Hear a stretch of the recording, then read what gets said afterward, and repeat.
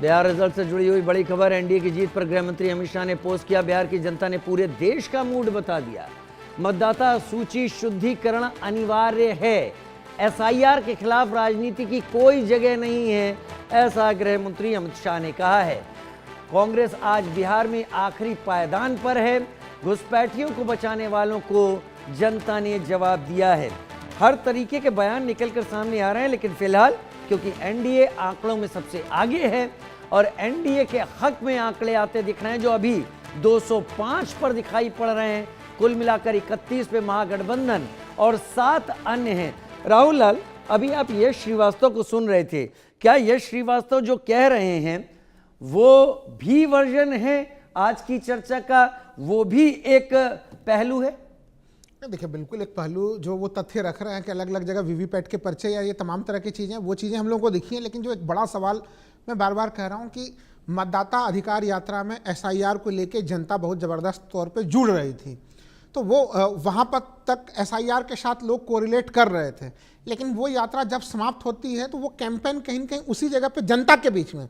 हम लोगों ने ये चीज़ देखा कि राजीव जी की जो है कि विधानसभा चुनाव के एक दिन पहले भी जो है कि राहुल गांधी ने प्रेस कॉन्फ्रेंस किया जहाँ पे हरियाणा के तथ्यों को रखा। लेकिन जो जनता के बीच आप संवाद करते हैं वो संवाद कहीं न कहीं उसी जगह पे रुका। तो ये भी एक जिम्मेवारी होनी चाहिए थी समूह का कि उस संवाद को जनता के साथ आप कैसे आगे बढ़ाते। अब अभी देखिए इस पूरे जो 205 सीट है उसको अमित शाह जी सीधे सीधे एसआईआर के ऊपर जनता की स्वीकृति का मुहर वाकई वो घोषित कर रहे हैं। तो ये जिम्मेवारी होनी चाहिए थी कि क्या इस चुनाव का मुद्दा, मैं पहले भी कहा, एसआईआर इस चुनाव का मुद्दा बन पाया था? एसआईआर इस चुनाव का मुद्दा नहीं बना हुआ था। पलायन था, बेरोजगारी था, तमाम तरह के मुद्दे थे। लेकिन एसआईआर जनता के बीच में जब वोट लोग डालने के लिए जा रहे थे उस समय वो मुद्दा नहीं बना था। अगर वो मुद्दा बना हुआ होता तो हमें लग रहा है कि एक एक जनता तक अगर ये संदेश होता तो इलेक्शन कमीशन को इस प्रकार की गड़बड़ी करने के लिए, जो थोड़ी बहुत गड़बड़ियां जो भी हम लोगों को दिख रही है, सासाराम में दिखा, जो वहाँ पे उस मामले में भी स्पष्टीकरण हालांकि पूछा गया, वीवीपैट की पर्चियों का मामला है, तो इस चीज़ को एक एंड तक ले जाना पड़ेगा। और यश जी से एक सवाल मैं ये भी करूँगा कि देखिए, यश जी की अलग अलग चुनाव तो संपन्न हो ही रहे हैं, अलग अलग विधानसभा के चुनाव संपन्न हो रहे हैं। राहुल गांधी बड़ी विस्तार के साथ रिसर्च करके जो है वो चुनाव की खामियों को और किस प्रकार से उसमें अलग अलग चीज़ें हो रही है वो भी वो सामने में रख रहे हैं। लेकिन अंततः इलेक्शन कमीशन ऑफ इंडिया के पास सारी जिम्मेवारी है, वो परिणाम घोषित करता है। तो यश जी आखिर अंततः अगर जनादेश ये चोरी हो रहा है तो उस जनादेश चोरी को आखिर रोका कैसे जाएगा? क्योंकि ये तो फिर आप अभी मान लीजिए हम लोग बिहार पे बात कर रहे हैं, कल फिर पश्चिम बंगाल पे विधानसभा के चुनाव होंगे, तो ऐसे तो राज्य दर राज्य आगे बढ़ते रहेंगे। तो वहाँ पे उसकी एक अंतिम रणनीति क्या रहेगी जिसके कारण से कि देश को अगर ये संवैधानिक संकट की स्थिति है भी तो उस संवैधानिक संकट से बाहर निकाला जाए, ये सवाल भी लोगों के मन में उठ रहा है। यश जी, ये सवाल पूछ के कम से कम आपने मेरी शंका को और थोड़ी जगह तो दिलवा ही दी। और निश्चित रूप से यदि हमें अपने चुनाव आयोग पर थोड़ा सा भी संशय है, जो कि प्रमाणित है कि थोड़ी बहुत गड़बड़ी तो हुई है, तो जिस देश में लोकतंत्र है वहां इस थोड़ी बहुत गड़बड़ी की भी गुंजाइश इजाजत में तो नहीं है। और यहीं से अब हमारी जो रणनीति है वो शुरू होती है।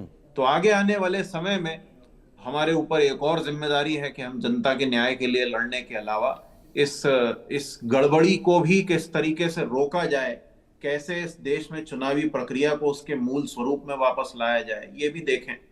और बाकी जो कुछ मीडिया आज कहेगा, बीजेपी जो कहेगी, और अमित शाह जी जो देश के गृह मंत्री हैं लेकिन उसके अलावा सब कुछ करते हैं, वो भी जो कुछ भी चाहेंगे वो कहेंगे, तो कहने वालों को कहने दीजिए।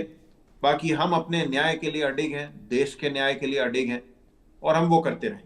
ठीक है यश श्रीवास्तव जी, आपने कह दिया हम ये सब करते रहेंगे। लेकिन विपिन शर्मा जी, अभी जो राहुल लाल जी ने सवाल यश श्रीवास्तव जी को दिया, उसमें उन्होंने कहा कि हम देख रहे हैं थोड़ी बहुत गड़बड़ी हुई है। ये उनका कहना है, मेरा कहना नहीं है, मैं माध्यम हूं, बस जगह दे रहा हूं। लेकिन अगर थोड़ी बहुत भी है तो बहुत बड़ा हिस्सा ऐसा है जो विचारधारा से सहमत नहीं है। स्पष्ट ये बात समझ में आती है। ऐसा क्यों हो गया विपिन जी कि इतना बड़ा जनादेश एनडीए को मिलता हुआ दिखाई पड़ रहा? वो 20 साल की एंटी इनकम्बेंसी आखिर गई कहां? देखिए, समझदार उसको कहते हैं जो अपनी पुरानी गलतियों से सीख ले ले, और कोई ना कोई तो पुख्ता कारण रहा होगा जब आरएसएस मुखिया ने एक बात करी, बातों बातों में काफ़ी उन्होंने एक संदेश दे दिया कि अहंकार नहीं होना चाहिए। और ये बात कही थी जब 2024 लोकसभा के नतीजे आए और विपक्ष को एक बोलने का मौका मिल गया, स्वर्णिम मौका। बोला कि अब ये जो सरकार बनी है मोदी सरकार बैसाखियों के सहारे है। तो वहां पर भी कई बातों का जब आकलन करा गया तो समझा गया कि भाई all is not well between Amit Shah, Yogi Adityanath. इस कारण ये लोग जो बड़े बड़े दावे कर रहे थे उत्तर प्रदेश में क्या हालत हुई, और दावा था कि हम 70 सीटें निकालेंगे, 400 पार का आंकड़ा होगा, 240 में सिमट गई और पूर्ण बहुमत भी नहीं मिल पाया और सहयोगी दलों का साथ लेना पड़ा। तो यहां पर लेकिन उसके बाद बाउंस बैक जो करा तो वो भी मुझे लगता है उससे प्रेरणा लेनी चाहिए। जब महाराष्ट्र, हरियाणा, उड़ीसा और साथ में दिल्ली राजधानी में जीत दर्ज करी और अब ये बिहार में तो इसको ऐतिहासिक एक जनादेश बोलेंगे। तो यहां पर इसका मतलब यह हुआ कि भाजपा किसी भी चुनाव को हल्के में नहीं लेती, 24 घंटे 365 दिन चुनावी मोड में रहती है। तो यहां पर दोनों पहलू हो सकते हैं सिक्के के, कि यहां पर कोई बोलेंगे कि आप तो सारा समय ही जाहिर कर देते हैं चुनावी मोड में रहकर, लेकिन दूसरा पहलू यह भी है कि आप किसी चीज को हल्के में नहीं लेते, जो काम करते हैं गंभीरता से करते हैं। और ये चुनाव तो जग जाहिर है रणनीति पे लड़े जाते हैं। आपका संगठन कितना मजबूत है, एक नारा दिया था मेरा बूथ सबसे मजबूत, भाजपा ने, नरेंद्र मोदी ने, तो बड़ा कारगर साबित हुआ।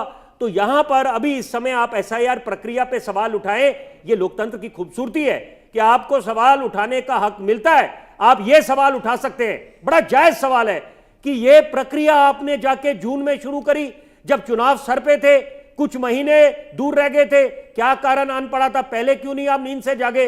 बिल्कुल दुरुस्त सवाल है। लेकिन साथ साथ काउंटर सवाल यह भी बनेगा कि 6 तारीख को पहला चरण का चुनाव होने जा रहा था और बिहार के चुनाव थे, तो 5 तारीख को राहुल गांधी जी माननीय नेता प्रतिपक्ष प्रेस कॉन्फ्रेंस कर रहे हैं, हरियाणा का जिक्र कर रहे हैं, और जब इतना बीच में गैप आ गया है